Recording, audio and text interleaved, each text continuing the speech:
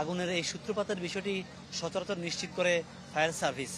এখানে নেতৃত্ব দেয়া ফায়ার সার্ভিসের চট্টগ্রাম বিভাগের উপপরিচালক জসিমউদ্দিন, তার সাথে আমাদের কথা হয়েছে। আমি জানতে চেয়েছিলাম যে আগুনের ধরন দেখে এখানে আসার পর যে তথ্য পেয়েছেন, এখানে যেসব জিনিস রয়েছে বা আগুনের যে রং এবং আগুনের যে ধরন, সব মিলিয়ে আপনাদের অভিজ্ঞতা থেকে কি কারণে আগুন লেগে থাকতে পারে বা সূত্রপাত কি থেকে বলতে পারবেন কিনা। তিনি তাৎক্ষণিকভাবে বা প্রাথমিকভাবে এটা নিশ্চিত করতে চাননি বা নিশ্চিত করেননি। তিনি বলেছেন এটা এই মুহূর্তে তদন্ত সাপেক্ষ বিষয়ে এই মুহূর্তে বলা যাচ্ছে না, কারণ হচ্ছে এখানে অনেকগুলো ফ্যাক্টর জড়িত আছে। যেমন এটি গাউন তৈরির, সার্জিক্যাল যে গাউন, সে গাউন তৈরি কারখানা হতে পারে, সেই গাউন থেকে আগুন লেগেছে। এখানে কেমিক্যাল ব্যবহার হয় বিভিন্ন রকম, হতে পারে এটি কেমিক্যাল থেকে লেগেছে।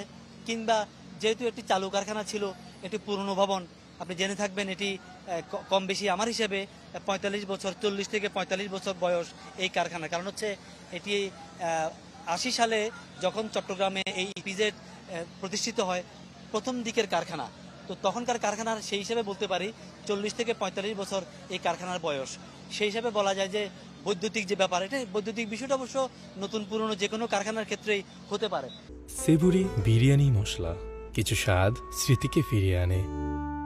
সেখানে বলা যেতে পারে যে বিদ্যুতের একটা বিষয় থাকতে পারে। কাজেই কোন কারণে বা কি থেকে আগুন লেগেছে সূত্রপাত সেটি বলা যাবে না। তবে আগুন লাগার এই যে বিষয়টা আরেকটা তথ্য দিতে চাই, যে নতুন করে যেটা বলা যায় বা এটা কমন সেন্স থেকে বলতে পারি, যদিও কেউ নিশ্চিত করেনি, সেটি হচ্ছে যেহেতু আগুন সবসময় উপরের দিকে উঠে, নিচের দিকে নামে না, সেই হিসেবে বলাই যায় যে যেহেতু যে দুটি ফ্লোরে আগুন জ্বলছে, তাহলে আমরা বলতে পারি যে 7ম তলাতে আগুনটা লেগেছে।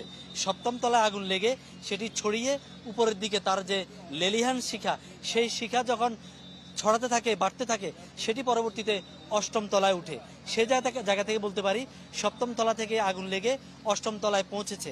এবং এই মুহূর্তে আমরা যেটি দেখছি বা এখানে আসার পরও যেটা দেখেছি, যে এই 7ম তলা থেকে এই মুহূর্তে আগুন কিন্তু 8ম তলায় বেশি জ্বলছে, আপনিও নিশ্চয়ই লক্ষ্য করছেন। এবং আগুনের যে লেলিয়ান শিখা, আগুনের যে এই যে কি বলবো এটাকে, তার যে এই যে ক্ষিপ্রতা, তার যে আপনার ব্যগ্রতা, এটা কিন্তু ক্রমেই বেড়ে চলেছে, আপনি নিশ্চয়ই লক্ষ্য করবেন। এখন এই যে এই মুহূর্তে নিশ্চয়ই আমার সহকর্মী জাহিদের নিশ্চয়ই মাধ্যমে আমরা দেখতে পাচ্ছি, ক্যামেরার মাধ্যমে তিনি দেখাচ্ছেন নিশ্চয়ই, যে এই মুহূর্তে আগুন কিন্তু দুই পাশ দিয়ে, এটি আমি আগেই জানিয়েছিলাম যে পশ্চিমমুখী ভবন, সেই ভবনের দুই পাশ, দক্ষিণ এবং উত্তর, দুই পাশ দিয়ে আগুন যেন আকাশ ছুঁয়ে যাবার চেষ্টা করছে। আগুনের যে লেলিয়ান শিখা, সেটি দক্ষিণ এবং উত্তর পাশ দিয়ে আকাশ ছুঁয়ে যাবার একটা তার জন্য চেষ্টা রয়েছে। আরেকটি তথ্য দিতে চাই, এই ভবনের দক্ষিণ পাশে রাস্তা, পশ্চিম পাশেও রাস্তা, সেই বিবেচনায় দক্ষিণ এবং পশ্চিম পাশে তার কিন্তু অন্য ভবনে ছড়িয়ে পড়ার ঝুঁকিটা নাই।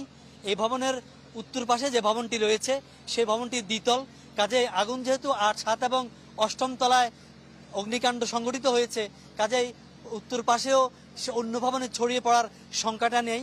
শুধু সংখ্যা আছে পেছন দিকে, তার পেছনে অর্থাৎ পূর্ব পাশে যে ভবন, সেই ভবনটিও কিন্তু একেবারে নিচু, 2তলা কি 3তলা আমি সেখানে যেতে পারছি না উত্তাপের কারণে। তবে আমার সহকর্মী নাজিম এবং আরেকজন সহকর্মী তারা সেখানে গিয়েছিলেন ছবি নিয়ে আসার জন্য, এবং তারা বলেছেন যে পেছনেও যে ভবন আছে সেটি একেবারে নিচু। কাজেই সার্বিক বিবেচনায় বলা যায় যেহেতু এই ভবনের দক্ষিণে এবং পশ্চিমে সড়ক, উদ্ধার তৎপরতা চালাচ্ছেন ফায়ার সার্ভিস এবং সেনাবাহিনী, নৌবাহিনী, বিমান বাহিনী, বিজিবি, পুলিশ, ফায়ার সার্ভিস তো আছেই। সবাই যে সমন্বিতভাবে উদ্ধার তৎপরতা চালাচ্ছেন, দুই পাশের সড়ক থেকে, দক্ষিণ এবং পশ্চিমের সড়ক থেকে এই কাজটা চালাচ্ছেন।